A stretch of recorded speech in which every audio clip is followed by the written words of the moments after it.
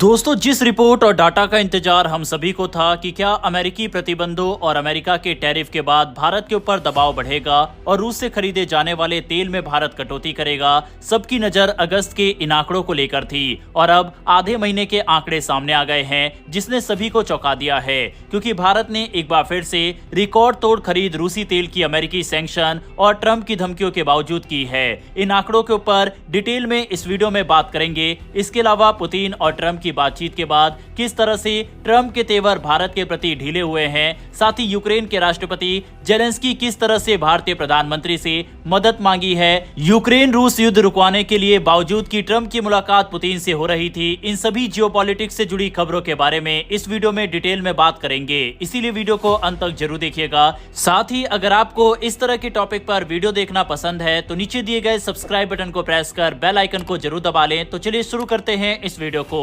दरअसल ताजा आंकड़े बताते हैं कि भारत ने अगस्त महीने में रूस से तेल की खरीद को और बढ़ा दिया है। इस समय भारत रोजाना करीब 20 लाख बैरल यानी 2 मिलियन बैरल तेल रूस से खरीद रहा है। अगर इसे कुल आयात से तुलना करें तो अगस्त के पहले हाफ में भारत ने जितना भी तेल आयात किया उसमें से केवल 38% तेल केवल रूस से आया। यह आंकड़ा जुलाई की तुलना से कहीं ज्यादा है, क्योंकि जुलाई में यह करीब 16 लाख बैरल प्रतिदिन था।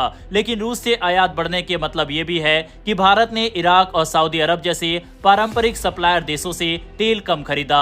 अगस्त में इराक से आयात घटकर 7.3 लाख बैरल प्रतिदिन रह गया, जबकि सऊदी अरब से आयात 5.2 लाख बैरल तक गिर गया। अमेरिका पांचवा सबसे बड़ा सप्लायर रहा, जो भारत को लगभग 2.6 लाख बैरल प्रतिदिन तेल दे रहा है। अब आप सोच रहे होंगे कि ट्रंप ने जुलाई के आखिर में भारत पर जो नया टैरिफ लगाया था उसका असर क्यों नहीं दिख रहा। इसकी वजह साफ है। दरअसल अगस्त में जो तेल भारत को मिला उसकी बुकिंग जून और जुलाई की शुरुआत में ही हो चुकी थी, यानी ये सब तय हो चुका था उस समय जब अमेरिका की नई पॉलिसी लागू नहीं हुई थी। इसीलिए अगस्त के आंकड़े पुराने फैसलों का नतीजा है। असली असर हम सितंबर के आखिर या अक्टूबर से दिखना शुरू होगा। इंडियन ऑयल कॉर्पोरेशन के चेयरमैन अरविंदर सिंह साहनी ने भी साफ कर दिया है कि सरकार की तरफ से उन्हें रूस से तेल खरीद घटाने या बढ़ाने का कोई निर्देश नहीं मिला। उनका कहना है कि कंपनी न तो अतिरिक्त कोशिश कर रही है कि रूस से और ज्यादा तेल ले और न ही कोई दबाव है कि खरीद घटाई जाए। अप्रैल से जून की तिमाही में इंडियन ऑयल की कुल प्रोसेसिंग का लगभग 22% तेल रूस से आया और ये हिस्सा आगे भी स्थिर रहने की उम्मीद है। वहीं भारत पेट्रोलियम कॉर्पोरेशन यानी BPCL के फाइनेंस डायरेक्टर ने निवेशकों को बताया कि रूस से आयात में जुलाई के मुकाबले गिरावट आई थी, क्योंकि उस समय मिलने वाला डिस्काउंट बहुत कम रह गया था। पहले रूस का तेल भारत को $40 प्रति बैरल तक सस्ता मिलता था, लेकिन जुलाई में यह अंतर घटकर सिर्फ $1.5 रह गया। हालांकि अगस्त में यह छूट थोड़ी बढ़कर $2 से ऊपर चली गई। BPCL का कहना है कि जब तक रूस के तेल पर कोई नई पाबंदी नहीं लगती, उनकी रणनीति यही रहेगी कि साल भर के लिए कुल आयात का 30 से 35% हिस्सा रूस से आए। इधर रिसर्च एनालिस्टों का कहना है कि भारतीय कंपनियां अब वैकल्पिक विकल्प भी तलाश रही है। अमेरिका, वेस्ट अफ्रीका और लैटिन अमेरिका से तेल खरीदने में दिलचस्पी दिखाई जा रही है, लेकिन इसका मतलब ये नहीं है कि भारत रूस से दूरी बना रहा है। असल में ये रणनीति है जोखिम को कम करने की, ताकि अगर अचानक रूस से सप्लाई में दिक्कत आए, भुगतान में रुकावट हो या शिपिंग का संकट खड़ा हो जाए तो भारत के पास दूसरे विकल्प मौजूद हो। कहने का मतलब यह है कि भारत के लिए यह खेल सिर्फ पैसे बचाने का नहीं है, बल्कि ऊर्जा सुरक्षा और लॉजिस्टिक रिस्क मैनेजमेंट का भी है। IOC के चेयरमैन ने यह भी साफ किया है कि अमेरिका को खुश करने के लिए भारत तेल खरीद की दिशा नहीं बदल रहा। उनका कहना है कि न हमें अमेरिका से ज्यादा खरीदने को कहा गया और न ही रूस से कम खरीदने का आदेश आया है। हम केवल आर्थिक हिसाब किताब देखकर निर्णय ले रहे हैं। यानी फिलहाल सरकार का रुख साफ है, कोई आधिकारिक नीति बदलाव नहीं किया गया है। भारतीय रिफाइनर अपने हिसाब से तय करेंगे कि कहां से कितना तेल लेना है। अगर तस्वीर को और गहराई से देखें तो भारत की स्थिति समझना मुश्किल नहीं है।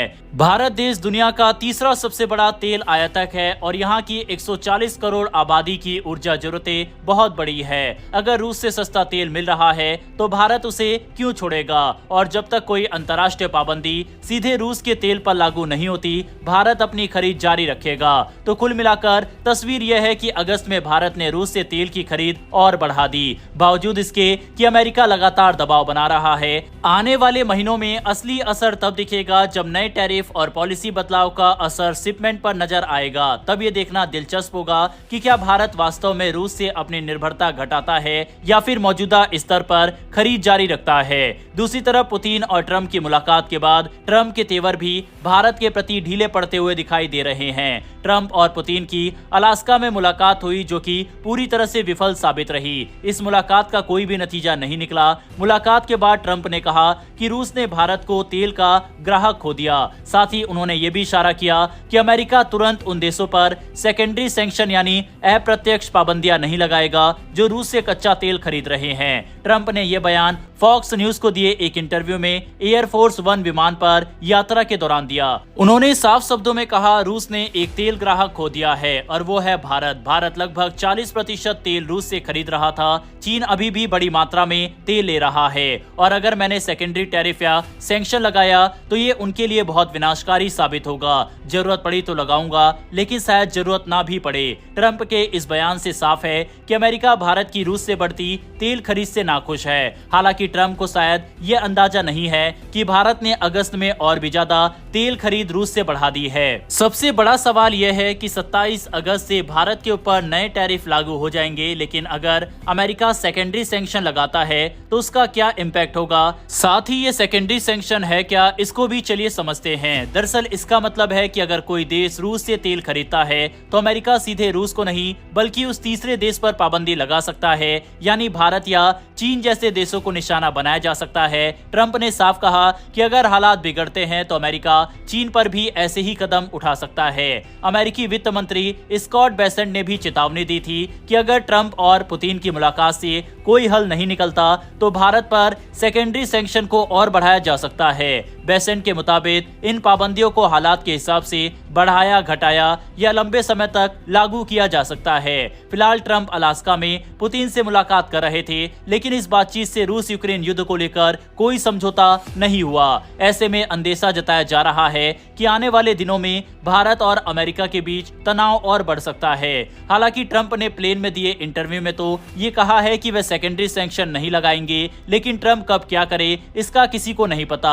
और अब जब मुलाकात विफल साबित हो गई है और इसके बाद जब और भी डिटेल सामने आएगी इसको लेकर, तब हो सकता है कि अमेरिका और भी कड़े फैसले ले। लेकिन दूसरी तरफ भारत ने अगस्त में रूस से तेल सप्लाई बढ़ाकर यह दिखा दिया है कि भारत भी पीछे नहीं हटेगा। दूसरी ओर यूक्रेन के राष्ट्रपति व्लादिमीर जेलेंस्की ने भारत से उम्मीद जताई है कि वह युद्ध खत्म करने की कोशिश में योगदान देगा। दरअसल भारत के इंडिपेंडेंस डे के मौके पर जेलेंस्की ने प्रधानमंत्री नरेंद्र मोदी और राष्ट्रपति द्रौपदी मुर्मू को बधाई दी, लेकिन इसके साथ ही उन्होंने एक अहम संदेश भी दिया।